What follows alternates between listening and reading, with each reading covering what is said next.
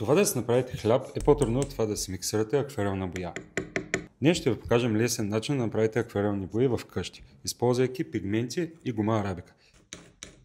Пигментите са натурални или синтезирани минерали и глини, които имат силен цвят и отцветителни качества.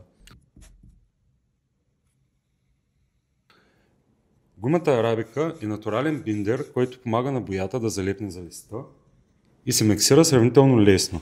С шпатула и плоска гладка повърхност, както показваме в момента, или хаван и пестик. Може да се експериментира много с количеството биндер към количеството пигмент. Когато се сложи повече биндер и по-малко пигмент, става по-прозрачна боичка, докато когато се сложи повече пигмент и по-малко биндер, става доста по-плътен цвят.